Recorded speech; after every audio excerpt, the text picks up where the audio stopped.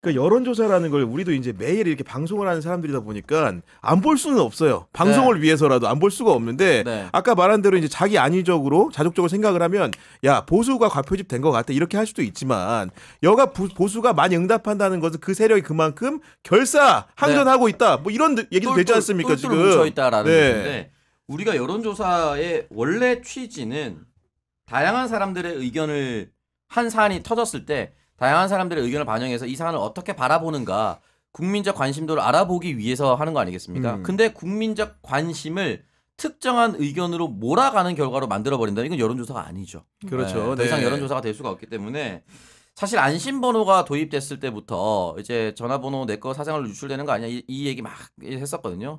저는 여론조사가 새로운 분기점을 맞아서 안심 민증 정도까지 나가야 된다. 안심 확실하게 자기 확인이 되는. 네, 안심 네. 민증이라든지 안심 지역이라든지 이런 것들을 조작할 수 없는 것으로 시스템 보완하지 않으면 더 이상 여론조사는 의미가 없어진 시대가 돼버린 겁니다. 내가 서울에 살고 있음에도 불구하고 부산에 살고 있는 20대 여성으로 제가 답변을 한다면 이건 여론조사가 아닙니다. 그렇죠. 네. 공정하지 않고요. 특히 대한민국처럼 수도권을 제외한 TK는 보수 성향이 매우 짙고 호남은 진보색이 매우 짙은 이런 상황에서 이걸 교차로 대답을 해버리기 위해서 네. 지역 성향을 무너뜨린다든지 그리고 윤석열 탄핵과 개헌과 내란은 진보 보수의 문제가 아님에도 불구하고 거기에 동조하는 사람들이 갑자기 괜찮다라고 얘기하고 나서는 상황 이런 여론조사는 저는 싹 물갈이를 해야 된다라고 생각이 듭니다. 그리고 고성국 TV가 의뢰해서 했었던 한국 여론평판연구소가 네, 있어요. 맞아요. 네. 거기는 경상남도, 경상북도, 부산광역시, 울산광역시, 대구광역시 5개 지역으로만 여론조사를 해서 대통령 국정수행 지지율을 했습니다. 대통령은 전국 단위의 사람인데 5개 지역만 특정하다 보니까 52%가 나왔어요. 그러니까 이런 조사는 아예 공표를 못하게끔 만들어야 됩니다. 충청은 왜 뺍니까? 그러니까 지금 갑자기 불현듯 의문이 드는데 지금. 그러니까 이런 오염된 여론조사 결과를 내놓는 것은 당연히 폐쇄를 시켜야 되겠지만 애초에 공표할 수 없는 조건들을 조금 더 촘촘하게 만들어야 된다. 제가 학교 다닐 때 정치외교학과를 제 전공을 했었는데 굉장히 좀 슬픈 현실이 영국이나 이런 우리나라보다 민주주의 역사가 긴 나라에서 한국의 선관위 선거 시스템을 좀 배우러 온다는 거예요. K-보팅. 네. 그래서 좀 의아했습니다. 아니 뭐 우리나라보다 더 먼저 선거했던 나라가 왜 참 배우러 오냐? 한국에 갖은 부정선거가 많다 보니까 여기에 법률이 너무 촘촘한 거예요. 온갖 방식으로 부정선거 이렇게 돈 찔러주고 저렇게 돈 찔러주고 하다 보니까 한국 선거법이 정말 전 세계 어느 나라보다 빡세답니다. 네. 한국 그냥 그대로 가져가면 웬만한 건 다 막을 수 있다는 거예요. 그런 것 같아요. 네. 지금 보면은 되게 슬픈데 한국 여론조사법도 조만간 전 세계 최고가 될 겁니다.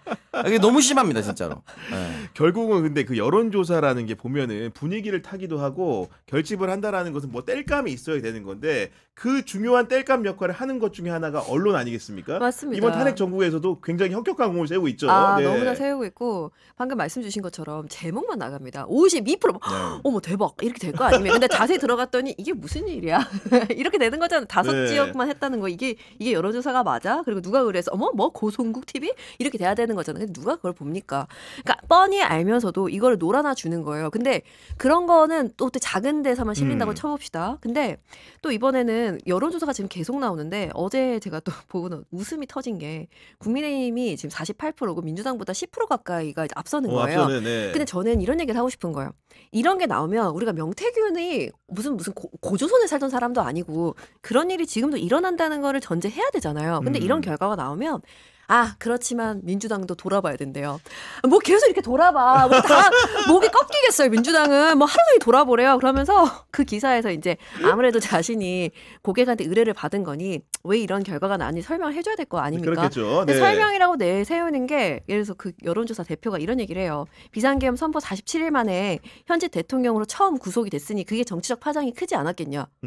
그게 문제라는 거야. 내가 설마 그게 다예요? 설마? 눈을 비비면서 이게 실화인가 싶었어요. 그리고 카톡 검열을 했다는 건 가짜 뉴스 아닙니까? 이것도 국민의힘에서 일방적으로 주장하는 지금 현수막에서 또 장난치고 있던데 가짜 뉴스란 이지 않습니까? 누가 검열합니까? 그거를 그대로 갖고 와서 카톡 검열 그것 때문에 민주당이 우호적이던 2030과 중도층이 등을 돌린 것으로 파악된다라는 거예요. 이런 말도 안 되는 이런 분석이 TV마다 온갖 종편 나오는 사람들마다 그런 얘기를 한마디씩 다 하면서 다 뒤돌아보래. 민주당이 뒤돌아봐야 된대. 이러니까 지금 완전 왜곡되고 진짜 이게 아닌데 대중들은 느낍니다. 뭔가 멋지게 방송에 나온 사람들처럼 멋진 단어 써가면서 말하지는 못해도 마음으로 다 알아요. 뭔가 잘못됐는데? 압니다. 근데 자꾸 나오는 똑똑하다는 사람들이 이른바 엘리트란 자들이 자꾸 그렇게 뒤돌아봐야 된다고 그러고 뭔가 잘못됐다는 식으로 얘기하니 사람들이 숨죽이고 있는 것 뿐이란 말입니다. 왜곡된 거 뻔히 알면서도 그런 얘기를 방송 소재에서 계속 쓰고 있는 이 상황 그리고 그거를 써먹도록 판 깔아주는 언론 지금 다 콜라보가 이루어지고 있는 거예요. 공범입니다. 그러니까 여론조사에 대한 그런 해설을 또 등에 업고 보면은 심지어 이제는 그 계엄이라는 거에 대해서도 정말로 민주주의의 근간을 흔든 문제인데 그 양비론으로 말하는 사람도 심심치 않게 요즘 나타나요. 그러니까 민주당이 하는 게 사실상 내란이다 이렇게 얘기하시는 분을 보면은 진짜 꼭 되묻고 싶은 게 지금 이제 민주당 내에서는 차기 대선 후보 지지율 1위가 이재명 네. 당대표니까 이재명 대통령에 대해서 계엄해도 됩니까? 안 되죠. 안 되는 거 아닙니까? 바로 잡아가야죠. 예. 그리고 굉장히 무서울걸요. 제가 분명히 말씀드리는데 제가 이재명 대통령이 돼서 계엄을 하면 제가 제일 먼저 앞장서 탄핵 외칠 겁니다. 그러니까 이거는 그 어떤 정당에 그 어떤 사람도 하면 안 되는 것이고 고도의 통치행위라든지 그 어떤 것으로도 용인되고 보호받아서는 안 되는 내용들입니다. 네. 그 얘기를 여기 와서 반국가적 행위를 했기 때문에 내가 실패할 거 알고 했다. 6시간 만에 끝나는 게 어딨냐, 3시간 만에 끝나는 거 어딨냐, 봉쇄 제대로 안 한 게 어딨냐 이런 식으로 얘기를 하면 안 됩니다. 애초에 실패하든 성공하든 뭐든 하면 안 되는 것이다 라는 말씀을 다시 한번 드리고 싶고 본질적인 문제입니다. 계엄은 전시 상황이 아니면 하면 안 되는 거예요. 그렇죠. 네. 네. 지금 이 사유는 절대로 있어서는 안 되는 이유다. 지금 외환죄가 살짝 뒤로 물러난 상황인데 왜냐면 헌법재판소 변론기일이 시작이 됐기 때문에 분명히 저는 들어갈 거라고 보고 미국에서 사인을 계속해서 보냈었던 거 윤석열이 탄핵이 되는 날 윤석열이 체포되던 날 백악관에서 한국의 민주주의를 응원한다라고 메시지 계속 나오지 않겠습니까? 그 이유가 그 이유가 뭐겠어요?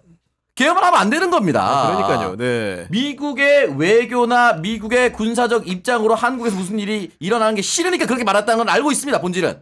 그럼에도 불구하고 절대 일어나지 않아야 되는 일이기 때문에 이 부분은 반드시 좀 세게 짚고 넘어갔어야 된다. 그리고 저는 계엄 이제 정권이 바뀌고 또는 이제 탄핵이 되고 나서 이제 정권이 바뀌겠죠. 순서상. 그렇게 된다면 그 뒤에 드러날 진실은 우리가 생각하는 것보다 훨씬 더 클 것이다라는 생각이 들어서 좀 두렵기도 합니다. 네. 그리고 이 피의자 윤석열은 정작 이제 공수처 조사를 받지 않으면서 그 발언권이라는 게 보장이 안 돼야 정상 같은데 적정한 시일에 매일 이렇게 그 변호사들이 인터뷰를 합니다. 맞습니다. 윤갑근 왈, 석동현 왈. 그걸 또 이제 보면은 고지고대로 다 써주잖아요. 너무 네. 공해가 심한데 그러니까 너무 속보를 근데 처리 안 할 수는 없잖아요. 떠드는데 처리하는 건 아는데 그게 진짜 너무 공해에 가깝고요.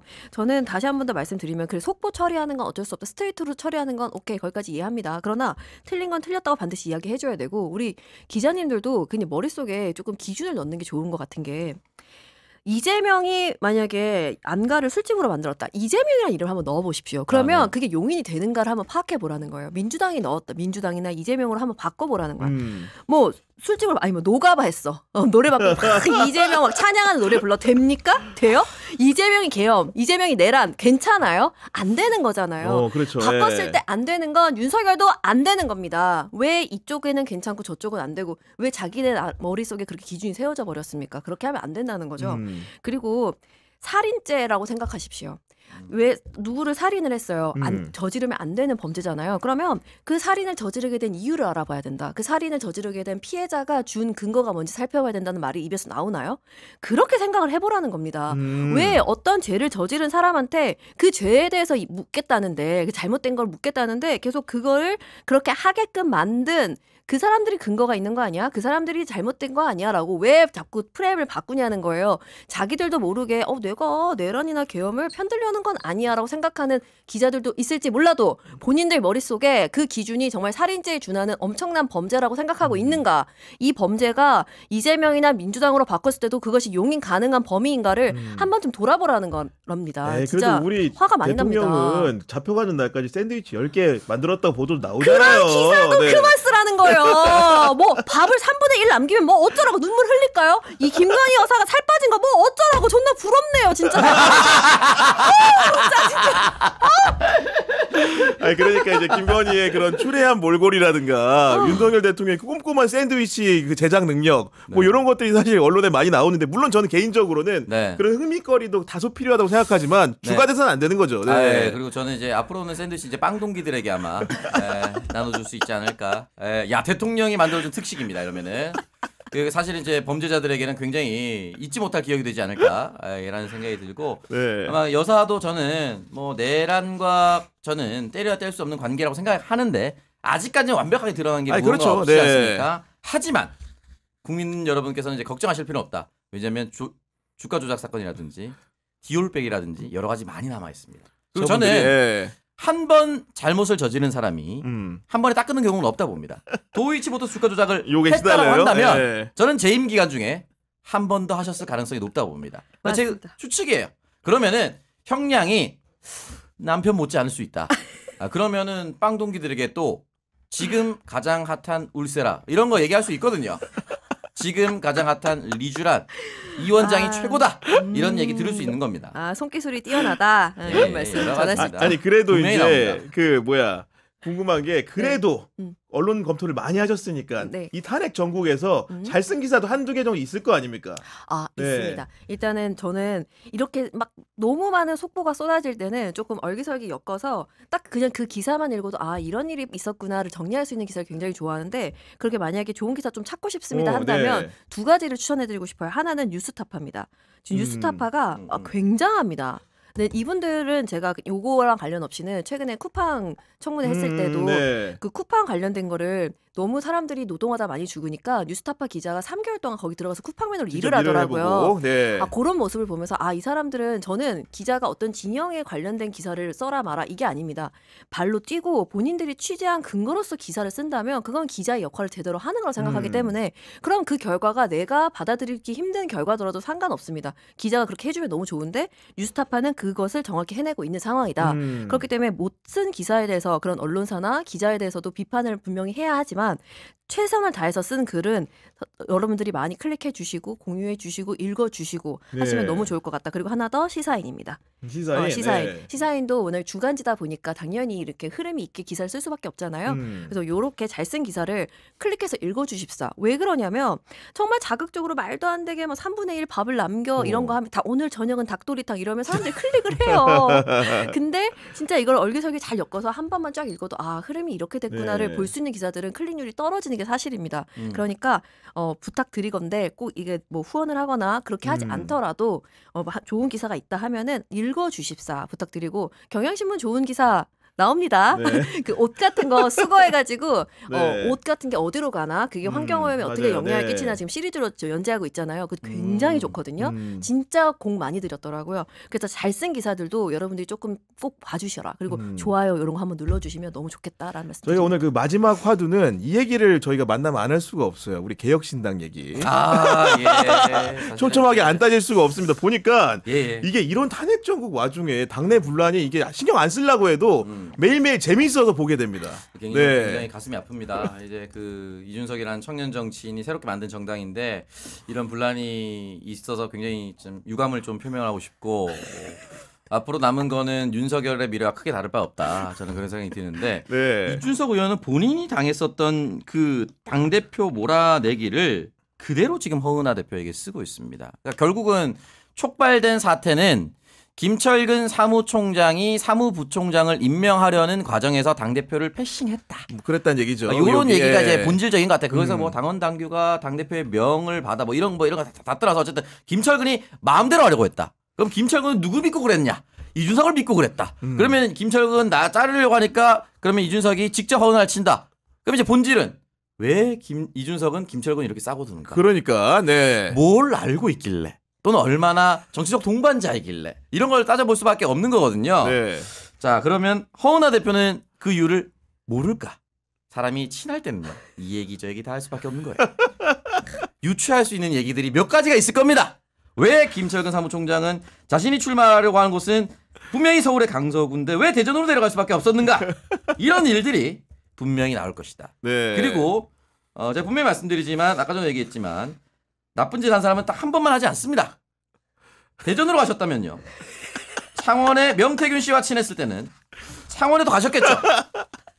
창원이라는 지역을 방문하셨을 겁니다. 그 지역에서 밥만 먹었는지 커피만 마셨는지 무엇을 했는지 다 나올 거라 보고요. 명태균 게이트의 황금폰 저는 뭐 뉴스타파에서 열심히 하고 있지만 네. 냉정하게 그거 잠깐 멈추더라도 지금 다른 대선 후보로 지금 틀어줬으면 좋겠다. 왜냐? 윤석열 후보는 그 혐의가 없어도요. 그게 무죄가 되더라도요. 내란죄로 사형입니다. 네. 사형 아닌 무기징역 아니겠습니까? 그렇죠. 네. 그렇다면 명태균 씨의 휴대폰 안에 오세훈 씨는 없는지, 김종인 씨는 없는지, 홍준표 씨는 없는지, 박형준 씨는 없는지, 김진태 씨는 없는지, 우리 이준석 씨는 정말 아무것도 없는지 나와야 된다. 그런 생각이 듭니다. 저는 이준석 씨가 무죄라고 생각하지만 네. 그 휴대폰 앞에서는 겸손해야 된다. 우리가 기억 앞에서는 겸손해야 되듯이 휴대폰 앞에서는 기억해야 한다. 왜? 휴대폰도 반도체라는 기억 장치입니다. 그 기억 장치 앞에서는 항상 우리 겸손해야 됩니다. 네. 아니 근데 이준석 의원이 그렇게 뭐 겉으로 똑똑하다고 불리는 사람이 이 문제를 대처하는 거 보면은 결국은 뭐 이제 그 주민 소환제를 차용을 해가지고 당원 소환제를 했는데 그것도 사실은 투표 과정이 석연치 않게 또 진행되고 왜 이렇게 허점은 또 많은 겁니까 또 이게 한 번에 제대로 못하고 지금 저한테 그렇게 토스할 게 없습니다. 지금 네. 저기 이준석 얘기하니까 지금 광 대표가 이만큼 올라온 사람 저기 앞에 앉아 있잖아요. 너무 슬픕니다. 이 참담한 현실에 가슴이 너무 아픈 거예요. 미래 대통령 후보 하나 제낀 건가요 어우, 지금? 점심 안 먹고 왔는데 왜 네. 아니 이준석 의원의 관심은 요즘 그러니까 워낙 자기가 당 문제로 코너에 몰리다 보니까 뭔가 지금 탈출구를 찾고 있는 것 같고 네. 그 방법으로 윤석열 관련이 있으면서도 나의 장기를 10분 발휘할 수 있는 방법이 무엇일까 네. 말밖에 없는 거예요. 토론을 해야 되겠고 그렇죠. 주제는 부정선거로 지금 뭔가 승부를 보려는 것 같아요. 네. 보니까 일단 황교안한테 1대1로 나와 너 나와 네. 황교안이 안 나옵니다. 네. 그러니까 오늘은 누구한테 이제 시비를 걸었냐 전환길 너 나와 이랬습니다 오늘. 전환기를 바꿔요. 아, 대단하네요. 전환길 나올까요? 예. 아, 전환기는 지금 바짝 쫄아서 오늘 어제 커뮤니티에 올린 거 보니까 내가 지금 법적으로 휘말리게 생겼다. 나한테 왜 이러냐. 나는 잘못한 게 없는데 이런 글을 올리더라고요. 네. 지금 그거에 응해줄 시간이 없다. 우리 전환기 선생님이 빡짝 쫄으셨습니다. 이준석 대표 아까도 다시 말씀드리지만 이 국민의힘이라는 당이 정상적이면 바로 윤석열 씨를 제명시키고 내란을 일으킨 거에 대해서 진심 어린 사과를 드린다 하면서 계엄 해제 가결을 눌렀던 의원들 중심으로 다시 세팅이 돼야 돼요. 그래야 당 밖에 있는 이준석이랑 협상이라도 하고 보수 단일화라도 하자라고 얘기할 수 있는데 맞아요. 네. 지금 이준석은 마음이 급해가지고 보수 단일화 하려고 했는데 저쪽에 카운터파트가 김문수가 될 것 같아요. 이걸 받아줄 것 같습니까? 그러니까 안 됩니다. 연대 자체가 불가능하겠죠. 불가능하다. 그렇죠? 너 부정선거 인정하지 않을 거야? 인정 안 해? 꺼져! 끝입니다. 그렇기 때문에 저는 개인적으로는 이준석 후보가 무소속 대선 후보가 될 가능성도 있습니다. 지금 개혁신당에서 당내 경선을 치를 수 없는 상황으로 내용이 지금 치달고 있거든요. 네. 굉장히 힘든 상황입니다. 아니, 아니. 진짜 여기는 저 당은 뭐 제명이고 뭐고 지금 얼마나 심각하냐면 민주당에서 윤 대통령 제명하십시오 이렇게 요구했더니 네. 왜 남의 당 가지고 너네는 제명 그러니까 이재명 대표 어, 이름을 맞아, 가지고 맞아, 말장난하는 맞아. 거예요. 네. 텄다 텄어. 거기는 지지자들도 지금 굉장히 오염된 상황이잖아요. 질이 많이 떨어졌잖아요. 지금 지금은 달콤하고 나오는 수치가 본인들이 나오니까 그걸 믿고 싶은 거겠죠. 아닌 건 알면서도 하지만 이제 나락으로 가는 곳을 지금 타버렸습니다. 이 당은 지금 안 돼요. 멈출 수 없는 상황입니다. 이제 그 다음 주가 이제 설 연휴인데 오찬석 평론가께서는 방송도 안 하신다고 하니 네네. 결국은 어른들도 많이 뵙고 해야 될 거 아니겠습니까? 예. 그 본인의 성향에 대해서는 많은 분들이 알긴 알겠지만 네. 참된 정치인이라고 알고 있겠지만 실제로 만나서 난관을 만날 수도 있잖아요. 생각이 다른 분들 어떻게 설득할 예정이십니까? 일단 기본적으로 내란을 옹호하느냐 하지 않느냐로 일단 나눠야 됩니다. 네. 옹호하면 일단 얘기를 안 해요. 거긴 어차피 소멸될 곳이라고 저는 생각이 들고요. 내란은 안 된다, 계엄은 안 된다. 근데 이재명도 좀 이상하다 이렇게 하면은 이 얘기는 나누죠. 이재명이 되냐 안 되냐는 대선을 가야만 알 수 있는 그렇죠. 것입니다. 네. 그때 가서 판단하시면 되고 지금 더불어민주당의 공식 대선 후보는 이재명이 아닙니다. 아직 열리지 않았어요. 예비경선조차. 그때 가서 판단하시면 되고 탄핵이 되기 전까지는 새로운 보수 이재명도 좀 그렇다라고 하시면 이재명을 이길 보수 후보를 잘 발굴하시면 되지 않겠느냐라고 그들에게도 여지를 주면서 저는 가고 싶습니다. 왜냐하면 저는 탄핵을 먼저 성공적으로 끝내는 것이 첫 번째 스텝이라고 생각합니다. 네. 이번 설에서는 계엄은 절대 안 된다라고 얘기를 할 수 있는 선까지만 대화를 터놓고 싶어요. 네. 우리 기추아님 같은 경우에는 부모님이랑 이제 어떻게 보면은 이번 설 연휴 때 못 만나게 될 것 네. 같은데 이미 이 문제에 대해서는 집안 대화를 다 끝냈습니까? 대화를 시작도 하지 않았는데 이거 어떻게 하면 좋죠? 저는 계엄 내란 같은 경우는 제 주위 분들은 네. 이거 야 아니 뭐 대통령이 그래 할 수도 있지라고 이미 저에게 선언하셨기 때문에 여기까지는 정말 속이 뒤집어지지만 부정선거 얘기를 저 앞에서 꺼낸다. 진짜로? 예. 이거는 그냥 끝납니다. 부정선거 이야기 꺼내는 순간 더 이상 대화는 단절이에요. 더 이상 만나지 않겠습니다. 못 참겠어요. 네, 이제 가족 해체 선언 아, 이런 예. 거에 가까운 얘기를 여기서 해주셨는데 해체 선언을 하겠습니다. 결국 이제는 그 설이 지나면 2월이 오게 되고 네. 2월 이후에 펼쳐질 전국 상황 우리 오창호 평론가님 어떻게 전망하고 계십니까? 자, 일단 변론 기일이 이제 2월 13일 정도 아마 그 다음 주 전후로 이제 아무리 늦어도 2월 마지막 주인데 셋째 주를 보시는 분들이 좀 많은 것 같아요. 계엄은 절대로 용서받을 수 없는 일이기 때문에 탄핵은 반드시 인용이 되어야 한다고 생각이 들고 그 이후부터는 이제 각자 정당이 대선을 본격적으로 준비할 겁니다. 제가 방금 전에도 이제 김문수는 캠프를 차렸다라고 말씀을 드렸는데 네. 이미 본인이 대통령 후보가 되겠다고 한 사람들은 이미 마음이 달아서 캠프를 차리고 있어요. 그리고 민주당 내에서도 지금 현재 압도적인 1위를 이재명 후보가 하니까 갑자기 이 표현은 좀 조심스럽지만 아주 낮춰서 표현하면 퇴물이 된 임종석 이런 사람이 나와서 민주당과 이재명을 때리고 있습니다. 대선 나오겠다는 뜻이거든요. 그렇죠. 네, 네. 그런 것들이 이미 시작이 되었기 때문에 각 정당의 대선 모드가 되면 이 국면은 한꺼번에 싹 정리가 되고 아마 보수 언론들이나 보수 유튜버들은 그래도 이재명은 안 된다라고 하는 공세를 펼치기 시작할 것이고 민주당도 잘한 것이 없다라는 공세를 펼칠 것입니다. 그때 저는 그래도 정책 경쟁이 어느 정도 있었으면 됐고 보수 후보가 나온다 하더라도 계엄은 잘못됐다라고 얘기할 수 있고 인정할 수 있는 후보가 적어도 대선 후보가 돼야 한다. 우리나라의 미래를 위해서. 근데 쉽진 않을 것이다. 우리가 국회의원도 시장도 그 정당의 사람이 잘못하면은 출마시키지 말자, 후보 내지 말자라고 얘기하지 않습니까? 근데 왜 대통령은 후보를 당당하게 내죠? 대통령이 더 큰 거 아닙니까? 그렇죠. 이 네. 대통령도 정확하게 따지면 엄밀히 보궐선거입니다. 그런 생각 못 해봤네. 임기를 못 채웠잖아요. 대통령도 보궐선거를 하는데 왜 그 정당에서 당당하게 후보를 내느냐? 당당하게 낼 거면 계엄과 내란 잘못됐다라고 통렬한 반성을 하고 시작했으면 좋겠다. 그 부분을 국민들께서 잘 봐주셨으면 좋겠고 통렬한 반성을 하지 않으면 이거는 차기 윤석열 정부를 뽑는 선거나 다름없습니다. 이 선거의 규정이 어떻게 되느냐는 국민의힘 내부에서 결정할 것이다. 저는 그렇게 말씀드리고 싶습니다. 우리 기추자님의 전망은 어떠십니까? 저는 이제 부정선거 관련된 이야기를 들고 나올 거란 말이에요. 그들에게 남은 땔감은 이거밖에 없다고 생각을 합니다. 근데 이제 부정선거는 아까 말씀드렸듯이 모든 기관에서 우리가 다 지금 검증을 한 상황이에요. 더 이상 팩트체크에 할래야 할 수 없는 상황입니다. 그렇기 때문에 그들이 원하는 거는 정말 진실이 아니구나. 정말 이거는 하나의 땔감에 지나지 않는구나라고 판단이 된다면 이 민주주의 근간을 흔드는 이 말을 내뱉는 자들, 이걸로 네. 선동하는 자들은 이제 법적으로 좀 처벌했으면 좋겠습니다. 그래서 그거는 그렇게 해야만 방금 말씀 주신 것처럼 민주주의를 그러니까 계엄 내란 안 됩니다. 민주주의를 틀을 깨는 것은 안 됩니다라고 말하는 사람이 후보가 될 수 있어요. 그렇게 시작해야 됩니다. 그래야 우리가 뭐 미래로 나간 얘기를 할 수 있지 않겠습니까? 이거 자체를 깨는 사람과는 후보가 되는 것 그건 국가의 비극입니다.